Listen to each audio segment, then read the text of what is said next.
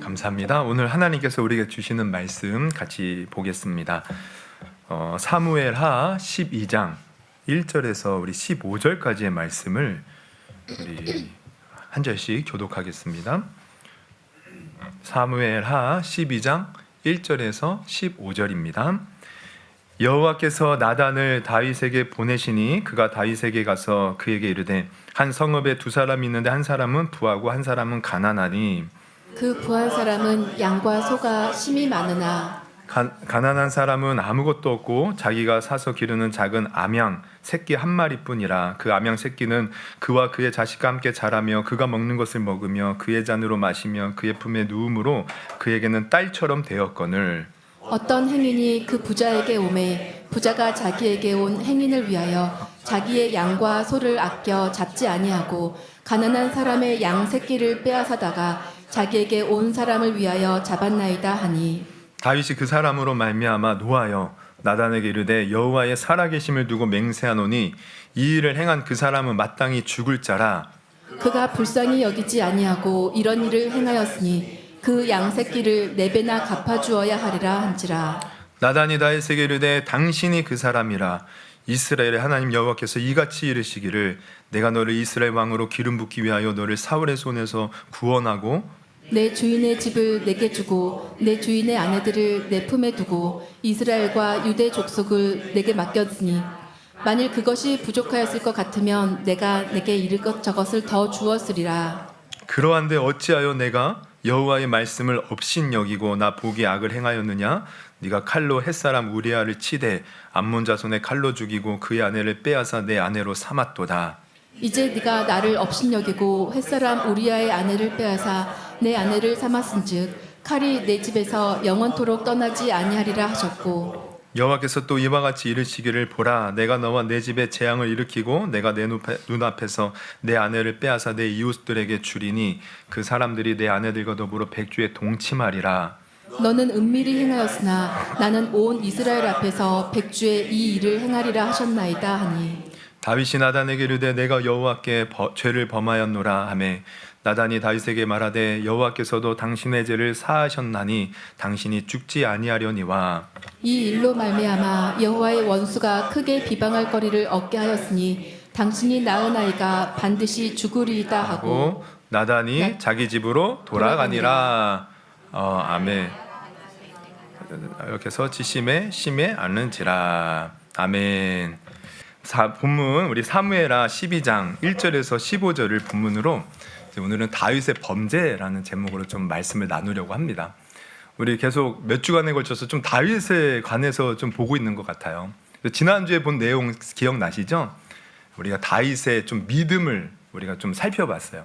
골리앗과 싸우는 다윗. 골리앗은 키가 거의 3m에 육박하는 아주 거대한 용사였습니다. 거기에 비하면 다윗은 땅꼬맹이야, 꼬맹이. 땅꼬마. 그런데 그 앞에서도 당당하게 나가죠. 뭐라고 나가요? 너는 칼과 창과 단창으로 내게 나아오거니와 나는 네가 모욕하는 만군의 여호와의 이름 이스라엘의 하나님의 이름으로 나아간다. 전쟁은 하나님께 속했다. 그러면서 그 하나님을 믿고 의지함으로 이 땅꼬마가요 당돌하게 피하지 않고 달려가면서 앞으로 정면 돌파하여 골리앗을 이겼다는 거야. 우리가 이 믿음 어떤 믿음이었습니까? 하나님을 세상의 칼, 창, 단창보다 크게 여기는 이 믿음. 모든 것이 하나님께 속했다는 믿음. 반드시 하나님이 함께하면 이길 수 있다는 이 믿음으로 나아가서 이겼다는 거야. 근데 여기서 우리가 알아야 될 것은 이 다윗이 골리앗을 이긴 것은 그저 한 사람을 이긴 게 아니에요. 이 일은 민족을 구원한 일이고 또 영적으로 보면 하나님의 나라를, 하나님의 역사를 세상 가운데 보이는 겁니다. 어둠의 세력과의 싸움에서 이기는 승리였다는 거예요. 그래서 우리가 이 믿음을 가져야 되는 것은 우리도 사실 치열한 영적 전쟁을 항상 삶 속에서 살아가고 있기 때문입니다. 우리가 이 믿음 없으면 끊임없는 이 마귀의 공격, 세상의 공격, 우리가 힘도 못 쓰고 넘어지고 쓰러지고 질 수 있어요. 이 믿음으로 우리가 이겨야 되는 줄 여러분 아시기를 주님의 이름으로 축원합니다. 이 달가기 같은 믿음 우리 모두가 가질 수 있기를 다시 한번 주님의 이름으로 축원합니다. 그래서 우리가 지난주에 이제 이런 내용을 살펴봤는데 이제 우리가 계속 이어서 보면요, 이 다윗이 이렇게 골리앗을 이기고 나니 아주 그냥 이스라엘의 영웅으로 완전히 이렇게 떠오르게 됩니다.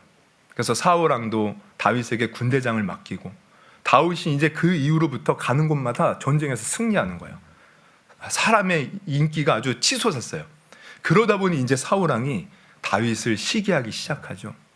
이 시기심이 심해지자 다윗을 죽이려고 들어요. 그래서 다윗은 사울 왕의 이 죽이려고 하는 협박과 위협을 피해서 이제 광야로 쫓겨다니는 신세가 됩니다. 하지만 하나님께서는 때가 되니 이제 사울 왕이 전쟁에서 죽게 하시고 그 다음에 다윗이 결국은 이스라엘의 두 번째 왕으로 이제 등극을 하게 돼요. 그러면서 다윗이 나라를 다스리니 나라가 부강하게 되고, 그러면서 이제 주님 안에서 이 나라가 잘 되고 다윗도 평탄하게 돼요. 근데 이제 문제는 뭐냐면 그렇게 평탄할 때 다윗이 죄를 짓게 됩니다. 그러니까 여러분 우리도 항상 이게 주의해야 될 게 뭐냐면 나의 삶이 잘 풀리고 뭔가 평안할 때 우리는 항상 죄를 조심해야 돼요. 그때 죄가 타고 들어옵니다. 그 다윗이 죄를 짓죠. 어떤 죄를 져요? 그 밤에 이제 그 낮에 낮잠을 자고 일어났다가 이게 자기 성에서 보니까 아리따운 여인이 목욕하는 모습을 보고 순간의 욕정을 참지 못하고 그 안에 그 여인을 데려다가 이제 범합니다. 근데 그 여인은 남편이 있는 여인이었어요. 그런데 나중에 임신을 하게 된 거죠. 그래서 어떻게 해요? 그 남편, 이 사실을 숨기려고 남편을 전쟁터에 나가 죽게 만든 거예요. 그 여자의 이름은 밧세바고 그 남편의 이름은 우리아예요. 그래서 이 다윗이 그 범죄를 이제 저지르고 나서요, 우리가 성경을 보면 이것을 가만히 그냥 없던 일처럼 덮으려고 합니다. 회개치 않는 거예요. 근데 하나님은 이것을 눈뜨고 볼 수가 없는 거죠. 가뜩이나 그렇게 하나님의 마음에 합한 다윗이었는데, 그러한 정말 하나님을 섬기고 사랑하는 다윗이 그런 악한 죄를 저질렀으니 가만히 두겠습니까?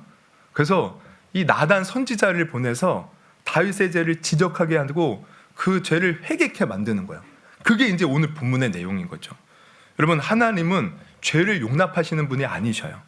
그리고 중요한 것은 이 죄가 우리는 달콤하게 다가와서 지어서 그냥 아무렇지 않게 살 수 있지 모르겠지만 반드시 이 죄는요 우리의 삶을 파멸로 이끌어갑니다. 그러하기에 하나님은 가만히 둘 수가 없는 거예요. 그런데 감사하게도 다윗은 오늘 본문을 보면 나단 선지자가 지적할 때 그는 겸손하고 온유한 사람이었기에 그 죄를 수긍하고 회개를 하죠. 하지만 문제는 이 일로 말미암아 다윗의 인생에 큰 흠집이 생겼고 이제 큰 문제가 닥쳐올 것을 나단 선지자가 얘기를 해요. 그래서 10절을 보면 이렇게 얘기해요. 이제 내가 나를 업신여기고 햇사람 우리아의 아내를 빼앗아 내 아내로 삼았은즉 칼이 내 집에서 영원토록 떠나지 아니하리라 하셨고, 여호와께서 또 이와 같이 이르시기를 보라, 내가 너와 내 집에 재앙을 일으키고 내가 내 눈앞에서 내 아내를 빼앗아 내 이웃에게 주리니 그 사람들이 내 아내들과 더불어 백주에 동침하리라. 여러분, 이 다윗이 이 죄로 말미암아 이러한 인생의 어려움이 찾아오게 돼요. 그래서 실제로 나중에 어떻게 돼요? 그 가문에 칼부림이 나요. 자녀들끼리 강간을 하고 또 거기에 복수하겠다고 칼부림을 하죠. 그리고 심지어 자녀들 하나가 이 다윗을 반역하기도 해요.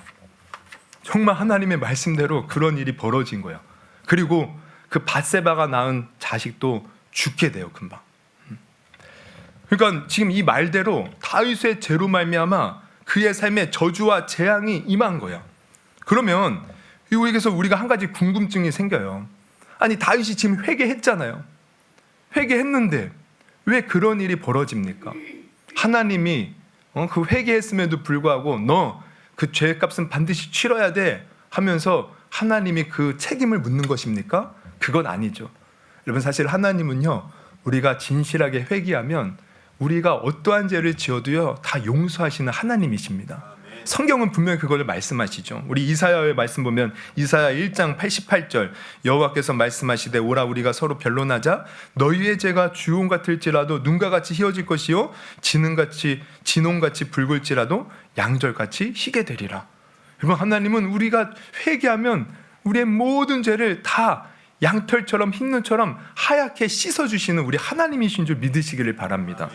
로마서 3장 23절에서 24절 우리 같이 한번 읽어볼까요? 시작. 모든 사람이 죄를 범하였음에 하나님의 영광에 이르지 못하더니 그리스도 예수 안에 있는 속량으로 말미암아 하나님의 은혜로 값없이 의롭다 하심을 얻은 자 되었느니라.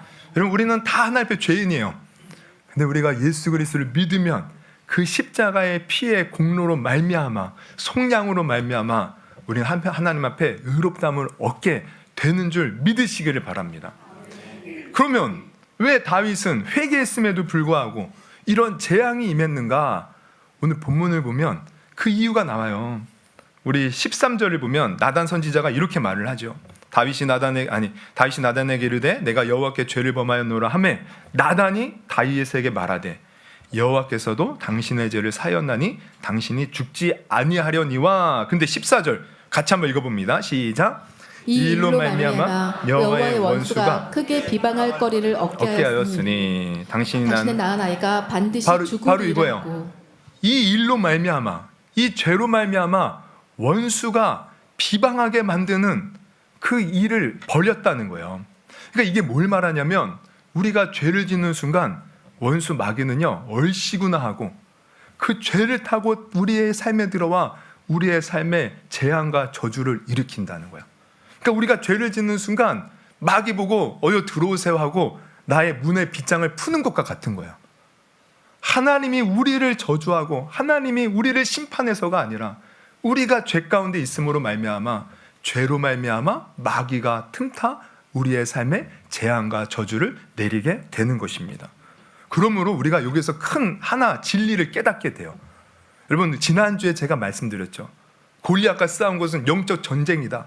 여러분 우리는 평생에 이 영적 전쟁을 치르며 살아야 돼요. 예수 믿는 순간부터 마귀는 끊임없이 우리를 공격하죠. 그래서 삶에 어려움도 주고 아픔도 주기도 해요. 그런데 더 우리가 사실 이 영적 전쟁에서 더 깨달아야 될 것은 뭐냐면 내 안에 죄를 이겨야 돼요. 죄를. 이 죄가 더 마귀로 하여금 우리의 삶에 들어오도록 만드는 통로가 된다는 거예요. 그래서 우리는 마귀와 싸우되 사실 죄와 먼저 싸워야 됩니다. 아담과 하와도 마귀가 죄를 짓게 해서 망하게 했잖아요. 우리는 죄와 싸워야 된다는 거예요. 그래서 히브리서 기자는 이 죄와 싸울 때 어떻게 싸우라고 하면 피 흘리기까지 싸우라고 해요. 히브리서 12장 2절 너희가 죄와 싸우되 아직 피 흘리기까지는 대항하지 아니하고. 이 말은 피 흘리기까지 싸워야 된다는 거예요. 죄와 싸워야 우리가 하나님이 주시는 은혜와 축복을 온전히 누리고 늘 하나님과 동행하는 삶, 하나님이 함께하는 삶, 천국이 우리 삶에 임하는 복된 삶을 살 수 있다는 것을 여러분 아시기를 바랍니다. 그래서 우리는 영적 전쟁에서 마귀와 싸우되 죄와 먼저 싸워야 된다는 것을 항상 명심해야 돼요. 그러면 오늘 우리가 좀 더 구체적으로 생각해 볼 것은 죄와 싸워야 되는데 도대체 어떤 죄와 싸워야 되는가 하는 겁니다. 사실 오늘 표면적으로 보면 다윗이 저지른 죄는 간음죄 그리고 살인 교사죄예요. 그런데 우리가 늘 생각하는 건 뭐냐면 죄와 싸우라고 하면 항상 이걸 생각해요. 간음하지 말아야지, 죄를 짓지 말아야지, 싸우지 말아야지, 미워하지 말아야지, 도둑질하지 말아야지, 살인하지 말아야지. 그런데 오늘 본문을 우리가 깊이 묵상하면 물론 이 죄도 죄예요. 근데 이 죄보다 더 본질적인 죄가 있음을 보게 돼요. 사실 다윗이 간음을 저지르고 또 그 우리아를 전쟁터에서 죽게 한 것은 그 본질적인 죄로 말미암아 파생된 겁니다. 더 근원적인 죄가 있다는 거예요. 이걸 우리가 파악하고 이걸 끊을 때 거기서 파생되는 우리는 죄를 이길 수 있어요.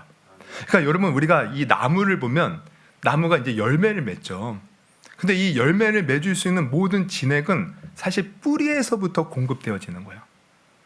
뿌리에서 공급이 되어서 결국 잎이 맺고 열매를 맺는 거죠. 죄도 마찬가지입니다. 우리는 열매라는 겉으로 보여지는 많은 죄의 모습들이 있어요. 근데 그 죄는 이 뿌리라는 근원적인 죄에서부터 파생되더라는 거야. 그러면 오늘 본문을 통해, 오늘 이제 다윗을 통해서 우리가 알 수 있는 진짜 중요한 죄, 우리 마음속에 도사리고 있는 근원이 되는 죄, 자꾸 우리의 삶 속에 여러 가지 모습으로 나오게 되는 그 죄가 무엇인가? 첫째는 이겁니다. 바로 욕심이에요. 욕심. 오늘 본문을 우리가 한번 보면, 우리 7절에 보면 나단이 다윗에게 지적하는 것도 바로 이겁니다. 나단이 다윗에게 뭐라고 해요? 나윗이 나단에게 이르되 당신이 그 사람이라. 어떤 사람이었어요? 앞에 이제 비유 얘기를 하죠. 어떤 사람이, 가난한 사람이 암양 한 마리를 귀하게 키우는데 모든 것을 다 가진 부자가 그 암양을 빼앗아서 손님을 대접했다는 거야. 다윗이 이 얘기를 듣고 화가 나죠. 어떻게 그런 악한 놈이 다 있냐. 그러면서 그 사람에게 4배를 갚아야 된다는 화를 내는데 바로 그 사람이 당신이라는 거예요. 다윗이라는 거예요. 그러면서 말씀하셔요. 이스라엘 하나님 여호와께서 이와 같이 이르시기를 내가 너를 이스라엘 왕으로 기름 붓기 위하여 너를 사울의 손에서 구원하고 내 주인의 집을 내게 주고 내 주인의 아들들을 내 품에 두고 이스라엘과 유다 족속을 내게 맡겼느니라. 만일 그것이 부족하였을 것 같으면 내가 내게 이것저것을 더 주었으리라. 하나님 이미 다윗에게 다 주었다는 거야. 왕권도 주었고 필요한 물질도 주었고 명예도 주었고 다 주었는데 또 만약에 부족한 것이 있으면 내가 더 줄 것인데 너는 어찌하여 9절에 그런데 어찌하여 내가 여호와의 말씀을 없이 여겨 나보기 악을 행하였느니라. 내가 칼로 할 사람 우리아를 치되 암몬 자신을 칼로 죽이고 그 아내를 빼앗아 내 아내로 삼았더라. 그러니까 하나님 이미 다 주셨는데 왜 다른 사람의 아내까지도 탐하여 우리아를 죽게 만들고 그 아내를 빼앗았느냐? 뭘 지적하는 거예요? 그 아내는 욕심을 지적하는 거예요. 다윗이 하나님이 주신 것에 만족하지 못하고 욕심을 내자 그렇게 잔인하게 다른 사람의 아내도 빼앗았다는 거예요. 이 욕심이 다윗에게 있었던 근본적인 문제였다는 거예요. 그럼 우리도 마찬가지예요. 여러분, 우리 안에 일어나는 욕심을 우리가 버리지 못하면요, 우리도 온갖 죄악에 빠질 수 있습니다. 그래서 이 사실을 잘 아는 야고보 사도는 분명히 우리에게 경고했어요. 그 유명한 말씀이 있죠. 야고보서 1장 14절에서 15절 한번 같이 한번 읽어볼까요? 시작. 오직 각 사람이 시험을 받는 것은 자기 욕심에 끌려 미혹됨이니 욕심이 잉태한즉 죄를 낳고 죄가 장성한즉 사망을 낳느니라. 네, 우리가 시험을 받는 것 욕심 때문이라는 거예요. 욕심에 끌려서 죄를 낳고 죄가 결국 우리를 사망으로 이끌어간다. 죄의 근원이 욕심에 있다는 거예요. 여러분, 정말 우리가 욕심을 내려놓지 못하잖아요. 그럼 결코 그 사람은 삶에서 만족하지 못하고 감사하지 못합니다. 여러분, 이스라엘 백성들을 보세요. 이스라엘 백성들이 400년 동안 애굽에서 노예 생활하면서 너무 고통스러워 부르짖어요, 하나님께. 하나님이 그 소리를 들으시고 모세를 보내요. 그들을 건져내시는데 어떻게 건져냅니까? 10가지 재앙을 애굽에 내리고, 그리고 이제 나왔는데 또 애굽 군대가 따라오죠. 그럴 때 어떻게 합니까? 홍해를 가르셔요. 이스라엘 백성들은 육지같이 그것을 건너게 하시고 뒤따라오는 애국 군대들을 그 물에 다 침몰하여 몰살시켜 버립니다. 큰 권능을 봤어요. 하나님의 함께 하심을 경험했어요. 여러분, 우리도 솔직히 이런 경험하면 우리 하나님 못 믿을 사람이 누가 있겠습니까? 나도 그런 경험하면 좋겠다고 그러죠. 근데 그런 경험을 해도요, 우리 안에 욕심을 내려놓지 못하잖아요. 그러면은 또 불만불평해요. 이스라엘 백성이 그러는 거예요. 아니, 그 큰 권능을 경험하고 애굽에서 나왔는데, 근데 쭉 가다가 마실 물이 없자 바로 불만불평하고 원망합니다. 먹을 것이 없자 불만불평해요. 또 하나님이 그래서 만나를 주셨는데 이번에는 고기가 먹고 싶다고 불만불평해요. 가다가 길이 안 좋다고 불만불평해요. 그냥 끊임없이 만족하지 못하고 불만불평하는 거예요. 심지어 이 가나안 땅에서 이제 가나안의 앞에서 이제 그 정탐꾼을 보냈을 때에도 반드시 하나님이 약속하신 대로 그곳은 젖과 꿀이 흐르는 땅이었어요. 그런데 그 정탐을 한 10명의 정탐꾼들이 그곳에는 젖과 꿀이 흐르는 땅이 맞지만 아낙 자손 거대한 이 민족들이 있어서 우리는 그들 앞에 메뚜기 같다. 하나님이 우리를 죽이려고 이곳에 보냈다. 그러면서 또 원망불평하는 거예요. 끊임없어요. 왜 그렇습니까? 그 마음의 욕심 때문에 그래요.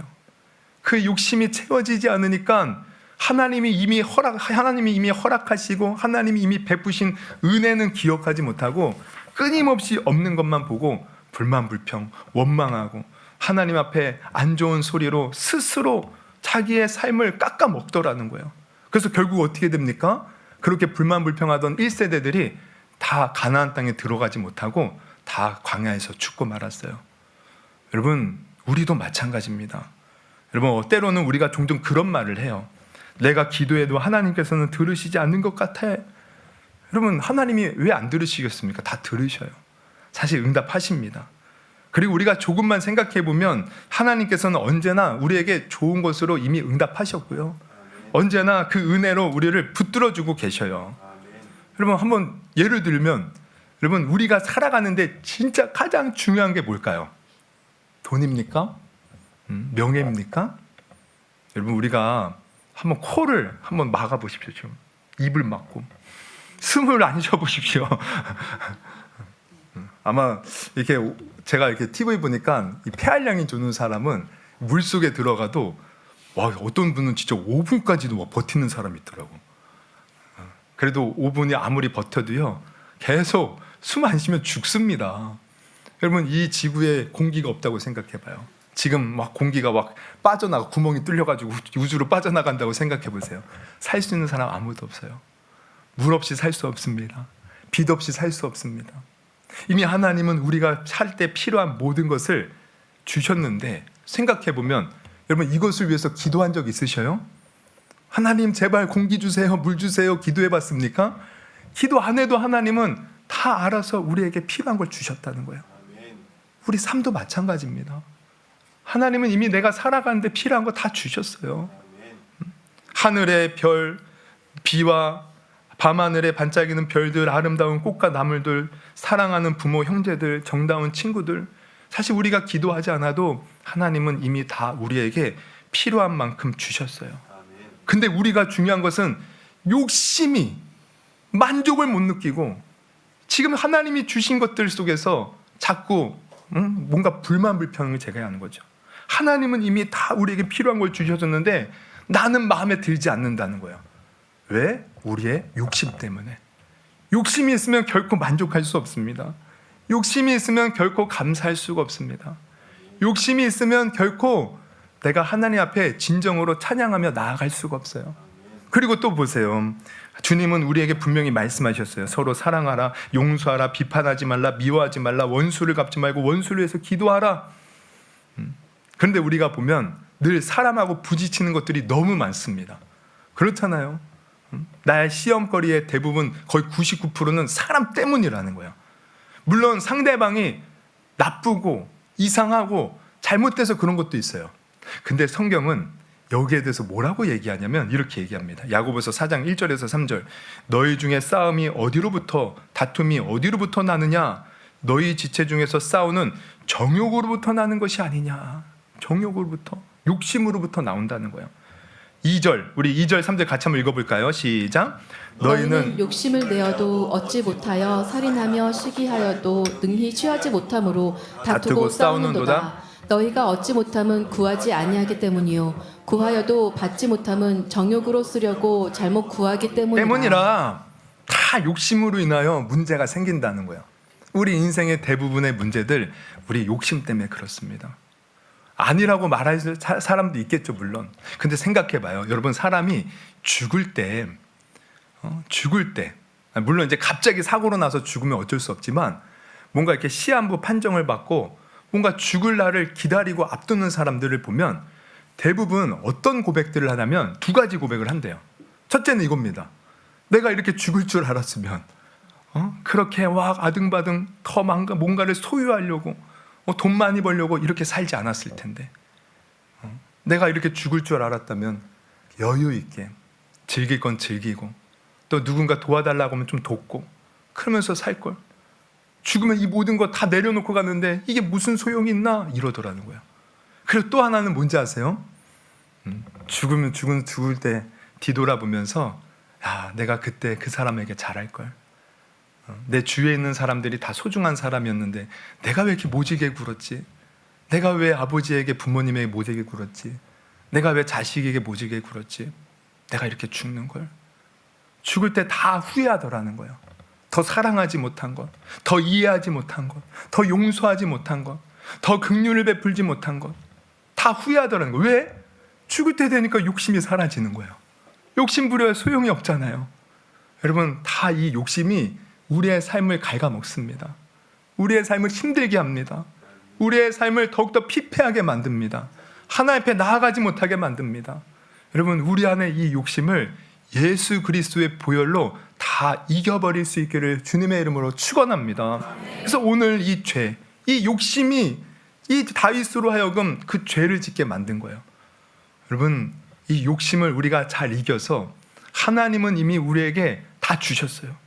하나님은 우리에게 이미 예수 그리스도를 통하여 사랑을 보여주셨어요. 이미 천국을 주셨어요. 욕심을 버리고 그 은혜를 온전히 누릴 수 있는 저와 여러분이 되기를 주님의 이름으로 축원합니다. 또 둘째로 오늘 본문에서 알 수 있는 다윗 속에 있는 본질적인 죄, 이게 뭐냐? 가만히 봤더니 하나님의 말씀을 업신여기는 거였습니다. 우리 9절을 볼까요? 우리 9절 한번 같이 읽습니다. 시작. 그런데 어찌하여 내가 여호와의 말씀을 업신여기고 나 보기에 악을 행하였느냐? 내가 칼로 햇사람 우리아를 치되 암몬 사람의 칼로 죽이고 그의 아내를 빼앗아 내 아내로 삼았도다. 여러분, 다윗이 악을 저지른 것이 욕심도 있었지만 이렇게 하나님의 말씀을 업신여겼다는 거예요. 업신여겼다는 거. 그래서 우리도 하나님의 말씀을 업신여기는 것을 주의해야 돼요. 그러면 우리가 이제 또 여기서 약간 궁금증이 생겨요. 여러분, 다윗은 하나님을 사랑하는 자였잖아요. 하나님의 마음에 합한 자였고, 우리 시편 23편 그 유명한 시를 다윗이 졌죠. 여호와는 나의 목자시니 내게 부족함이 없으리로다. 그리고 그 시편들을 보면 다윗이 참 많은 하나님을 향한 믿음의 고백들을 고백한 것을 보게 돼요. 여호와의 말씀을 꿀송이처럼 달다고 하고, 정말 그 여호와를 사랑하는 그 마음, 아니 이런 사람이 어떻게 하나님의 말씀을 업신여길 마음을 가졌을까? 근데 충분히 그럴 수 있습니다. 자, 보세요. 다윗은 지금 이제 그 직위가 뭐예요? 왕이에요, 왕. 근데 이 왕이 오늘날의 대통령과는 완전히 차원이 다릅니다. 오늘날 대통령은 사실 물론 권력을 쥐었지만 사실 법 앞에 뭐 그 권력을 자기 마음껏 휘두르는 게 아니에요. 근데 당시 이 다윗이 있던 이 시대는 왕정 시대예요. 법보다 왕이 그 위에 있습니다.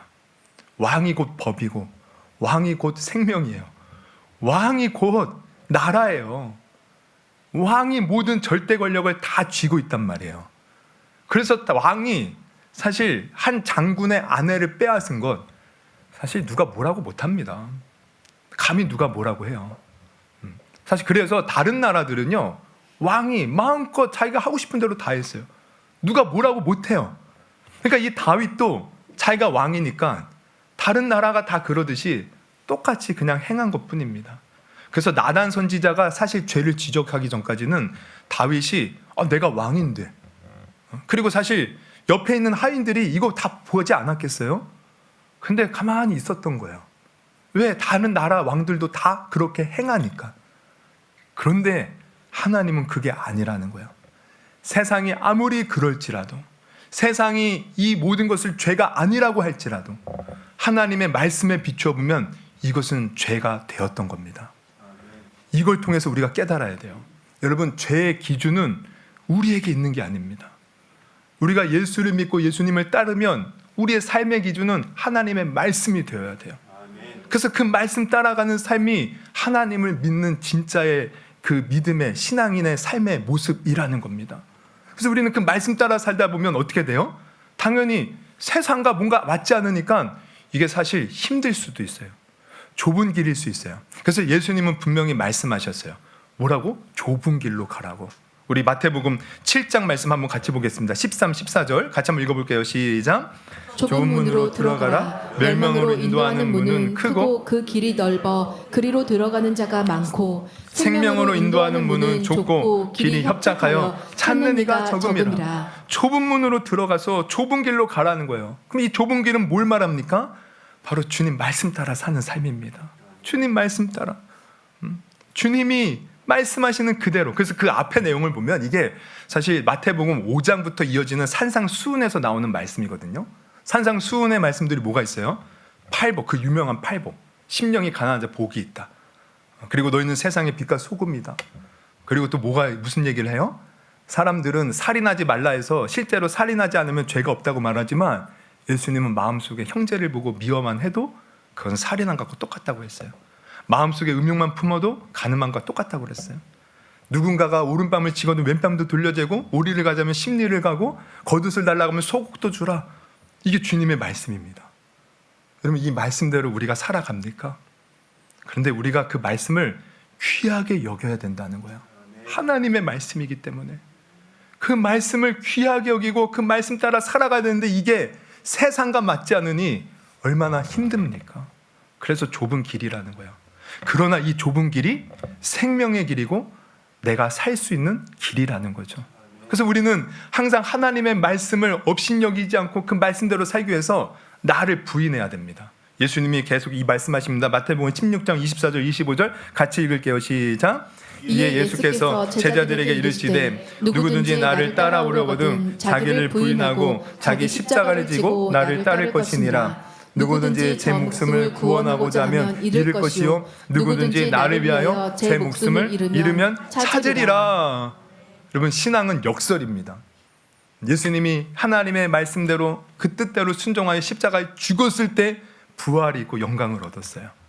우리가 말씀대로 무슨 어려움이 있어도 세상 따르지 않고 말씀대로 살면 내가 사는 길이라는 것을 여러분 아시기를 바랍니다. 그 에릭 리들이라는 영국의 금메달리스트 육상 선수가 있어요. 사진 한번 보여주세요. 잘생겼죠? 네. 그는 영국 선교사 자녀로 중국 천진에서 태어났는데 어려서부터 육상에 탁월한 재능이 있었던 겁니다. 그래서 에딘버러 대학에 입학한 뒤 본격적으로 이제 육상 선수로서 활동을 하게 됐는데 수년간에 걸쳐서 영국에서 단거리 모든 대회를 다 섞어내요. 그리하여 이제 국가대표로 이제 선출이 되어서 1924년 제8회 파리 올림픽 때 이제 단거리 육상 선수로 이제 출전을 하게 돼요. 그런데 이때 이제 어떤 일이 벌어지냐면 원래 이제 100m가 이제 주 종목이기에 100m 경기에 이제 출전을 했는데 아니 가만히 경기 일정을 보니까 아니 예선전 경기가 주일에 벌어지는 거예요. 주일에. 그러자 이 에릭 리들이요. 나는 주일에 예배를 드려야 하기 때문에 그 100m 경기를 포기하겠습니다라고 말을 했어요. 그러자 이제 영국에서 난리가 난 거죠.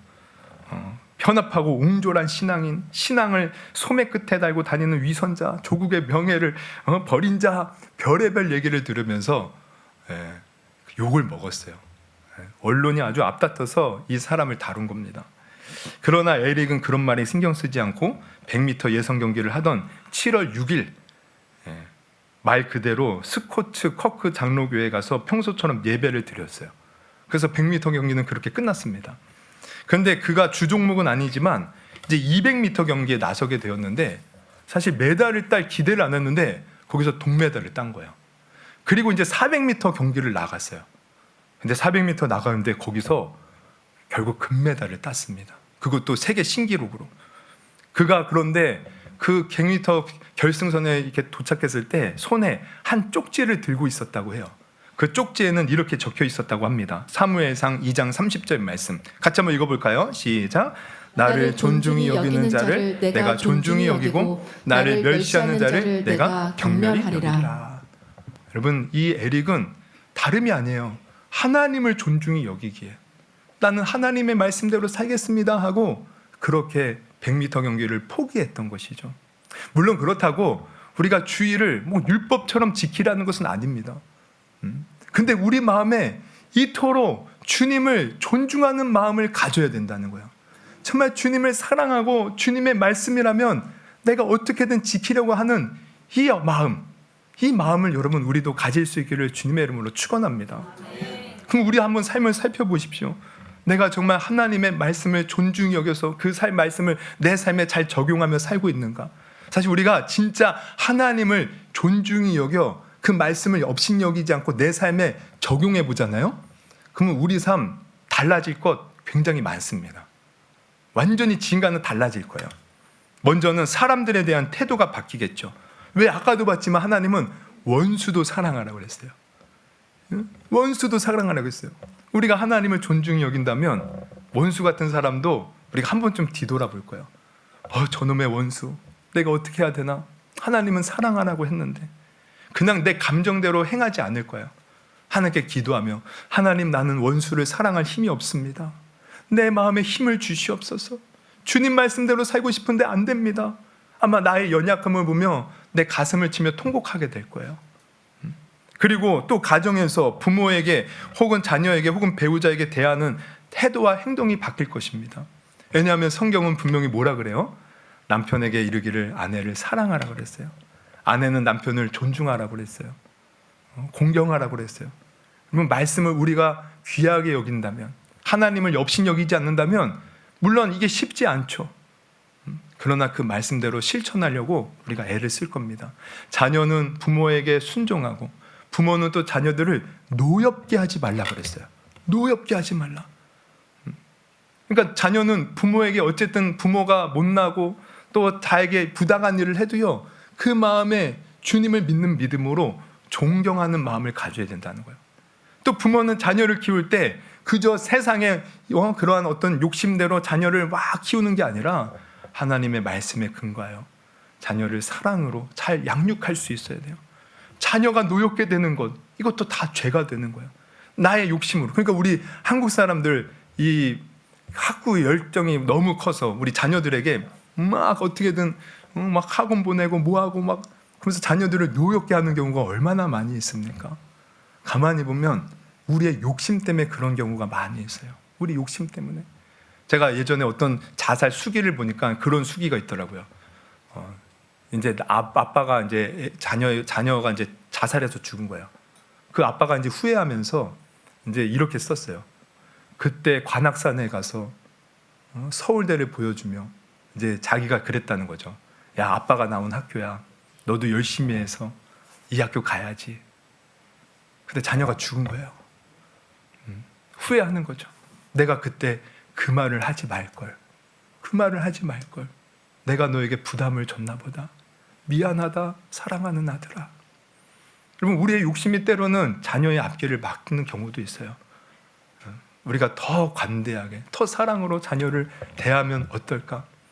이게 하나님을 우리가 존중히 여기면 우리가 바뀐다니까요. 그리고 직장에서도 일하는 태도가 바뀔 것이고, 또 교회 안에서도 성도들에게 대하는 태도가 바뀔 거예요. 왜요? 하나님께서는 누구를 대하든 진실하고 거짓됨 없이 대하고 정말 주님께 하듯 하라고 그랬잖아요. 여러분, 우리가 직장에서 그저 힘들다고 그냥 사장 눈속이며 윗사람 눈속이며 그렇게 일하는 경우가 사실 얼마나 많이 있습니까? 그러나 예수 믿는 사람은 달라진다는 겁니다. 왜? 하나님을 존중히 여기기 때문에.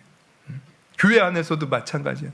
서로가 진실이 대하고 사랑으로 대하고 함께 하나님 안에서 가족 한 권속이 된 것을 믿고 아껴주고 사랑해준다면, 여러분, 지금보다 우리 교회의 모습들이, 한국 교회의 모습들이 얼마나 아름답게 변화되겠습니까? 그러므로 여러분, 우리도 다윗처럼 세상에 속아서 행여나 세상이 다 그런데 나만 왜 특별히 살아야 돼? 이게 아니에요.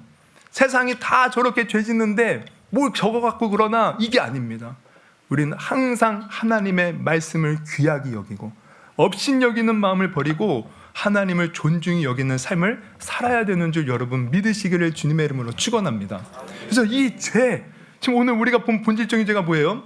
욕심, 그리고 하나님을 업신여긴 것. 이 죄가 뿌리더라고 보면.